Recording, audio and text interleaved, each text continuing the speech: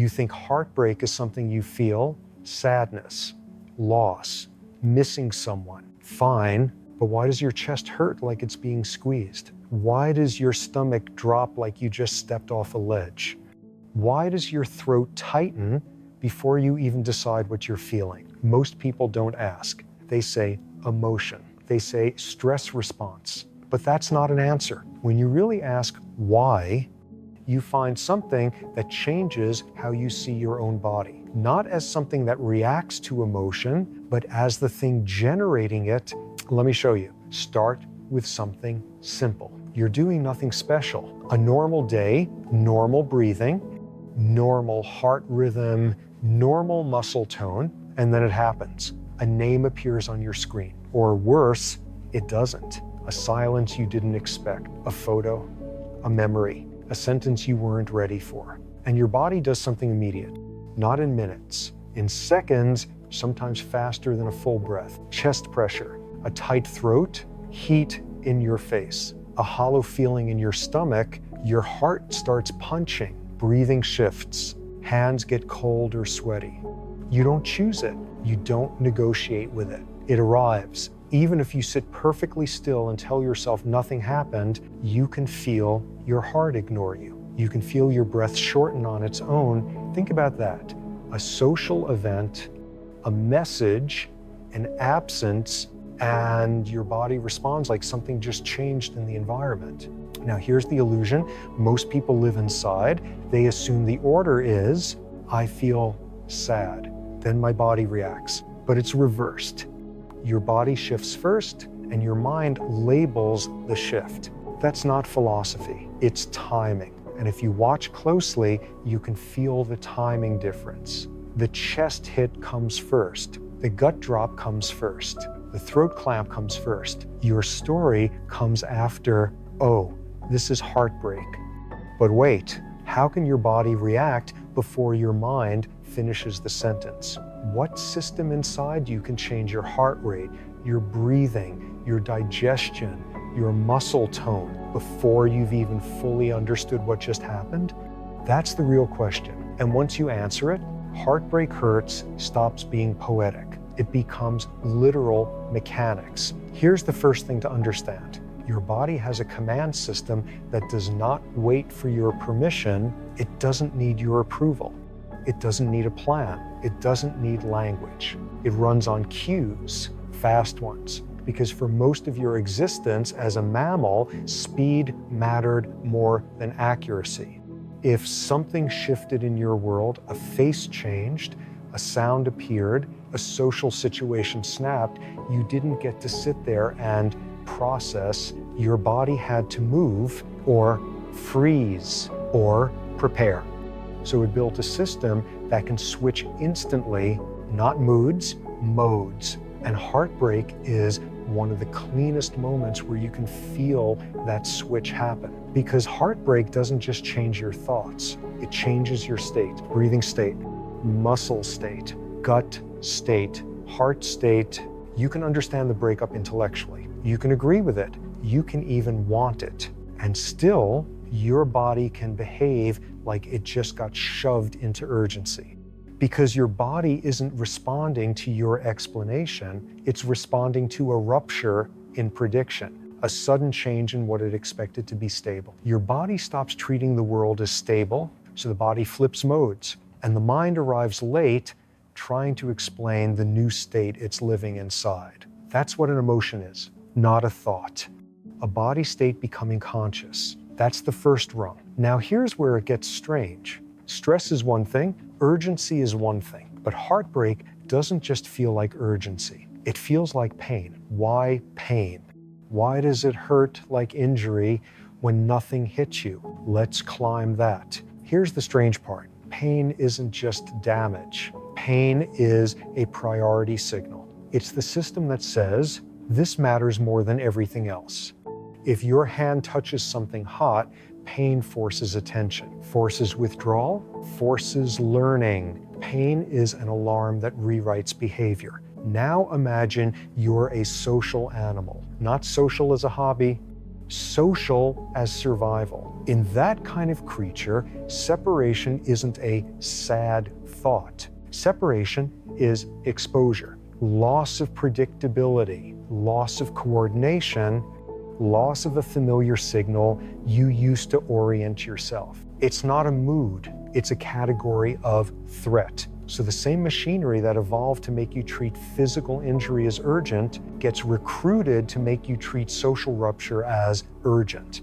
That's why heartbreak doesn't feel like an idea. It feels like a wound, not because the universe is poetic, but because your biology is practical. And once you see that, a lot of things start making sense. The obsession, the looping thoughts, the inability to focus, the way your attention keeps getting dragged back to the same person, the same scene, the same absence. That's what pain is designed to do. Pain is sticky. It overrides everything else. So heartbreak borrows the pain machinery to keep the rupture at the center of your attention until something changes. Now zoom out. This isn't new behavior. Watch what happens when a young mammal gets separated from the body it's bonded to. Not sadness, not reflection, a loud alarm. A whole body mobilization. Breath, voice, muscles, attention, all aimed at one thing: restore contact. Because for a nervous system built in a social species, attachment isn't decoration, it's infrastructure. It's part of how the body stays regulated. So when the bond breaks, the body reacts the way it reacts to any major stability loss. It tries to pull the system back to what it expects. And if it can't, it throws pain at you. Now here's a detail people miss. Pain doesn't just pull your attention, it changes your body's budget. When something matters, your body spends oxygen, it spends glucose, it spends heat, it spends muscle tone. That's why heartbreak feels like it has weight, because it does. It's an energy state. And if you want to understand heartbreak, you have to understand what the emergency system actually is. Most people think there's one nervous system, one brain, one control center, but your body is run by two engines that are constantly pushing against each other. One engine says, mobilize. The other engine says, recover. One speeds you up, one slows you down. One tightens, one loosens. You live in the balance between them. When you're calm, your body can afford flexibility. Heart rhythm stays variable. Breathing stays smooth. The gut does its slow work. Your muscles aren't gripping. If you've ever sat completely relaxed, you can feel it. The body feels wide, soft. Breath goes deep without effort. That state is not a good mood. It's a control setting. Now, when emergency mode rises, the balance shifts. The mobilize engine wins, and the body starts acting like it needs to be ready. Even if you're sitting perfectly still, heart rate rises because more pressure means more readiness. Breathing tightens because quick oxygen delivery matters. Muscle tone increases because slack is slow. The gut gets downshifted because digestion is not urgent. The skin changes because the surface is part of the alert system. That's a configuration change. Now connect this to heartbreak. Heartbreak doesn't just create sadness, it flips the balance. And once the balance flips, everything you notice is downstream. Your heartbeat feels louder because the engine driving it is turned up. Your breathing feels shallow because the pattern has tightened. Your stomach feels hollow because the slow system got downgraded. Your hands feel strange because circulation and sweat are changing.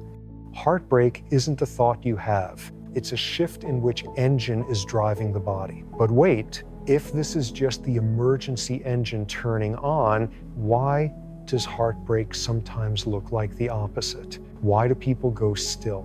Why do they lie down?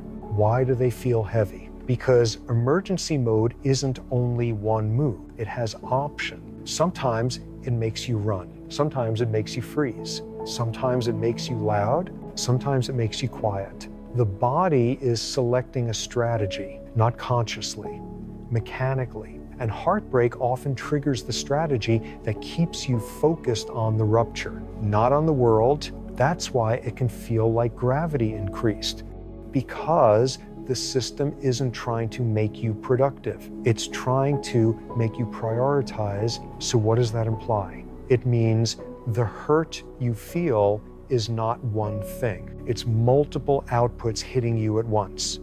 Different outputs, same mode. Let's take it apart. First output, chest tightness. People describe it as pressure in the chest. Heavy, compressed, like something is sitting there. One reason is breathing mechanics.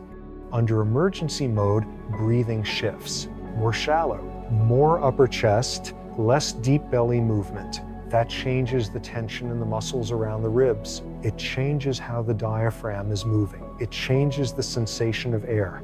Your breathing program just switched modes, and you feel that switch as tightness. That's one output. Second output, the throat, that lump in the throat feeling. Under emergency physiology, muscle tone changes in the throat and jaw.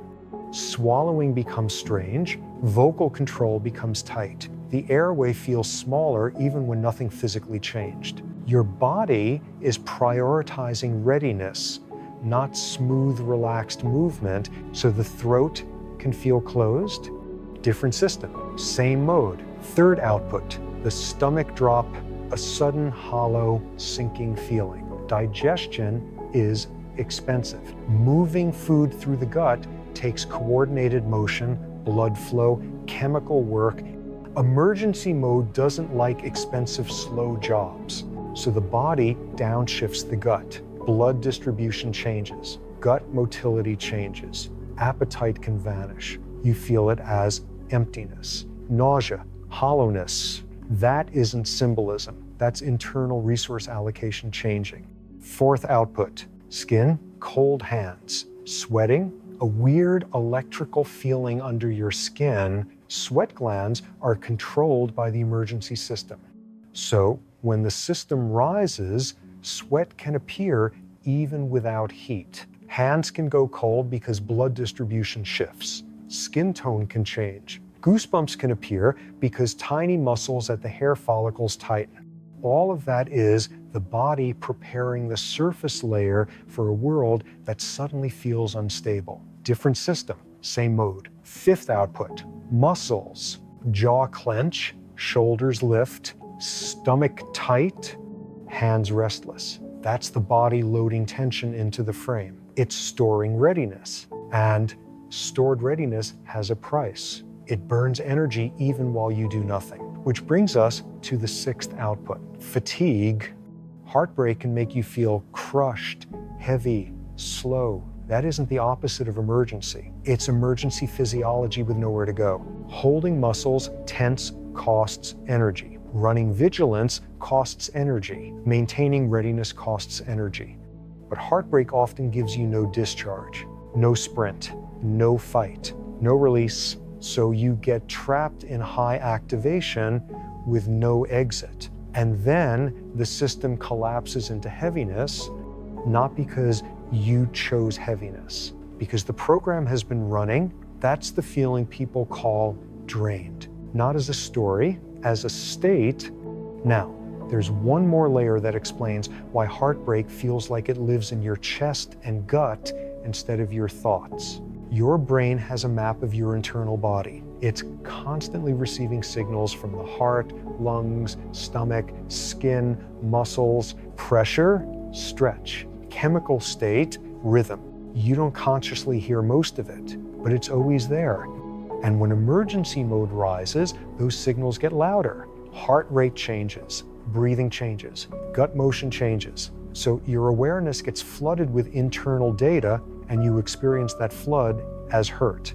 Not because the heartbreak is in your chest, as a metaphor, but because your chest is one of the loudest places the body reports from. Put those together, breathing shifts, throat tension shifts, gut function shifts, sweat and circulation shifts, muscle readiness shifts, energy balance shifts. Heartbreak isn't just sadness, it's a full body state change. That's the structure. Now ask the deeper question. Why would a social event trigger a state built for survival emergency?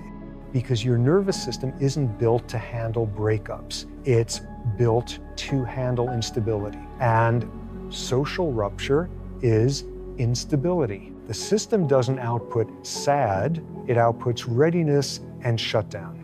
It outputs urgency and heaviness, and your mind experiences those outputs as emotion. So now we can finally say what heartbreak is. Heartbreak is the body running an emergency mode around absent. Now here's the part that makes it even more disturbing. This mode doesn't just switch on and off like a light, it has chemistry behind it. Fast chemistry, slow chemistry. Some signals act in seconds, others last minutes, others can last hours. This is why heartbreak isn't only a moment. It can be a day, because the body isn't just firing a thought, it's altering internal conditions. There are fast signals that hit the heart and lungs quickly, and there are slower signals that change how you feel later, even if the trigger was tiny. A word, an image, a silence. The body can start with a fast spike and then roll into a slower wave. In some stress experiments, the slow wave peaks around 20 to 30 minutes later, which means the body can keep changing after the moment already passed. That's why a memory at noon can ruin the afternoon, because the emergency system isn't a single flash. It's a cascade. Here's another way to see it. Heartbreak doesn't just hurt, it changes what your body expects from the next hour. It changes how it predicts. The world feels different, not morally, physically, because your body is tuned to scan for instability. So attention narrows, sounds get sharper, silence gets louder, you notice small cues, you reread messages, you check timestamps, you replay tone. That's not romance, that's monitoring behavior. The same behavior you get when your body thinks something important is unresolved. So heartbreak isn't just pain, it's surveillance. Your nervous system becomes a detective, not because you chose it, because emergency mode does that automatically. Now here's a final piece that ties everything together. Most people think another person is just a person, someone you talk to, someone you spend time with, but biologically, a bonded person becomes part of your regulation environment. Their presence is a signal, a stabilizer, a predictable pattern your body learned to use. Their face, their voice, their timing, the way the day feels when they're around. Those cues don't just create thoughts, they tune your body. In labs, the presence of a trusted person can blunt stress responses. Heart rhythm shifts, breathing smooths, hormone output changes, not because you feel better, because the body reads safe enough to downshift. That's what bonding does. It turns another nervous system into a piece of your control system. And heartbreak is what happens when that stabilizer is removed. It's not only missing them, it's losing a regulation input you were using without noticing. So when the bond breaks, the body doesn't just feel lonely, it becomes noisy. The emergency engine rises. The monitoring engine turns on, the system scans for the missing signal.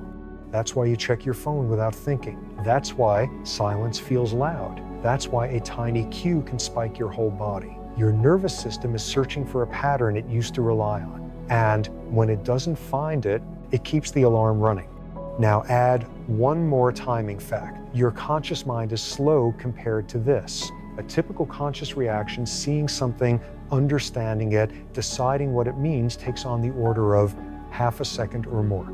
But your body can begin shifting state in a few hundred milliseconds. So by the time you realize what you're feeling, the mode has already started. That's why you can't argue with it in real time. Not because you're irrational, because you're late.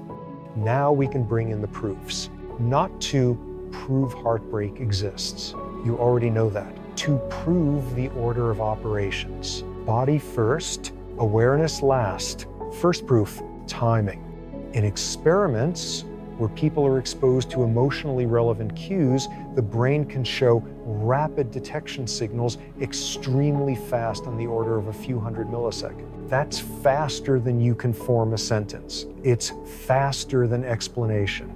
Now, translate that back into heartbreak. That instant chest hit when you see the name, that gut drop when you notice the silence, that isn't a debate. That's the system flagging relevance. And when relevance gets flagged, the body shifts state, then the mind arrives, sees the state, and labels it, not the other way around. Here's another reality check. You can take people into a lab and trigger social loss in miniature, not with life stories. With simple setups, a group stops, including you. A game passes the ball to everyone except you. A conversation turns away. Nothing physical happens. And yet, people report the same kinds of internal sensation. Tight chest, hot face, gut drop, the urge to do something, anything to restore contact. At the same time, brain and body markers shift. The point isn't the specific setup. The point is that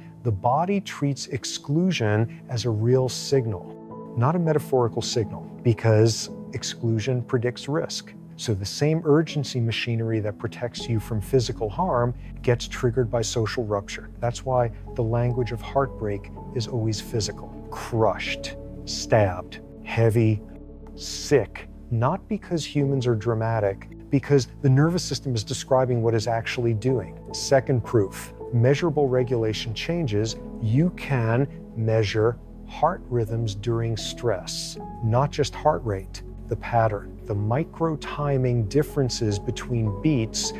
When the body is calm, the rhythm has flexible variability. When emergency mode rises, that flexibility changes. Breathing rate changes are measurable. Sweat gland activity is measurable. Muscle tension patterns are measurable. And these changes aren't subtle. A heart rate can jump by 20, 30 beats per minute after a sharp cue. Breaths can shorten within a handful of seconds. Hands can sweat without any temperature change at all. Even the scale is predictable. At rest, many people breathe around 12 to 16 times per minute. Emergency mode can push that higher without you noticing the count, and the breath gets smaller even as the rate goes up. Same with the heart. A quiet rhythm in the 60s or 70s can jump toward the 90s or 100s fast, not because you moved, but because the mode changed. Heartbreak feels intense because the numbers behind it change. That's not a mood. That's a system shifting configuration. There's a third kind of measurement that's even more basic. Your skin is wired directly into this mode. Researchers can put sensors on fingers and measure tiny changes in sweat activity so small you don't even notice them consciously. And those signals jump when the emergency engine rises. Your voice is wired into it too. Under emergency mode, the muscles that control the throat and larynx tighten. Breath becomes choppier. Pressure changes, so the voice can crack. It can get thin, it can get quieter than you intended, not as expressive emotion. As mechanics, even the face is part of it. Blushing is blood vessels opening in the skin of the face, not as a decision, as an output, the eyes. 2, tears aren't just sadness leaking out, they're glands being driven by the same state change, a physical discharge pattern that shows up in this mode, and freezing going, still, staring, feeling unable to initiate movement, that's measurable too. In threat physiology, the body can lock motor output while keeping internal readiness high. So you can have a racing heart while your body refuses to move. That combination feels like being trapped inside yourself, because that's exactly what the mode is doing. Different outputs, same mode. And heartbreak can trigger all of it, because the system doesn't categorize heartbreak as a feeling. It categorizes it as instability. Now here's the third proof, the one people miss. Under intense social stress, the body's chemistry can spike hard enough to change measurable organ behavior. Not as a metaphor. As physiology, the emergency signals don't stay inside your thoughts. They spread. They hit the heart, the lungs, the gut, like a system-wide weather event. This is why heartbreak can show up in places you didn't expect. The chest, the gut, the skin, the voice, the appetite. The sleep cycle, because the emergency state isn't located in one place. It's distributed. It's a whole body mode. And heartbreak triggers it because heartbreak is treated as a real category of emergency. So let's bring it together. Why does heartbreak hurt physically? Because heartbreak is not a concept floating in your mind. It's a program, a mode, a full body configuration built for urgent survival problems. And it gets triggered by separation because separation is instability. So the body shifts, breathing becomes shallow, muscles load tension, the gut downshifts, blood distribution changes, sweat patterns change. Energy gets spent, then your mind arrives and goes, this feels like pain. Yes, because the machinery overlaps with pain, it borrows the urgency signal. It sticks to your attention. It hijacks focus. It makes the rupture feel like an injury because for the system underneath you, that's the function, to treat rupture as urgent. Now, there's something else you might have noticed. Heartbreak doesn't just hurt, it distorts time. Minutes crawl, days feel like weeks. The future stops feeling real. That isn't poetic. That's what happens when a system enters emergency monitoring. The body narrows attention. The mind loops because the system is searching for resolution. In emergency mode, you don't daydream. You scan, you check, you recheck, your mind keeps returning to the same point because the state keeps pulling you there. This is why the thoughts repeat. Not because you chose to repeat them, because the body state is still active and the mind is trying to solve what the body is still treating as unresolved. But I know it's over. That's a thought. The body doesn't run on thoughts. The body runs on pattern detection. And heartbreak is a pattern that says the environment is no longer stable. Bond broken. Prediction failed. So the system stays hot, and the longer it stays hot, the more it eats your attention. Because that's what emergency mode does.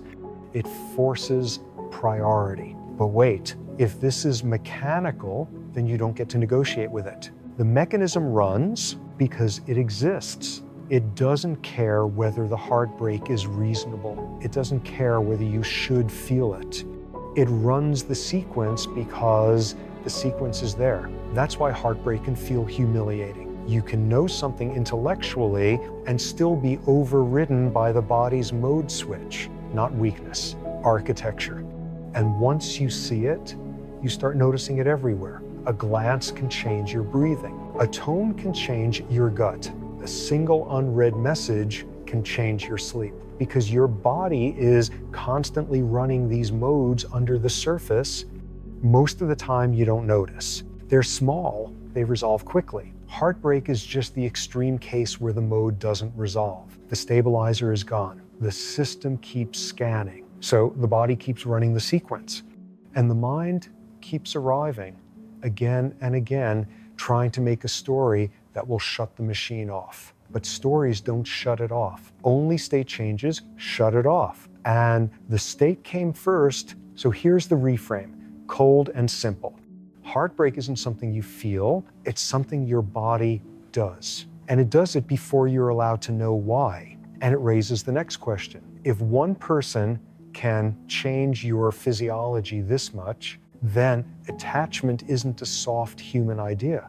It's biology. Two nervous systems locking together until separation feels like injury, not comfort, truth.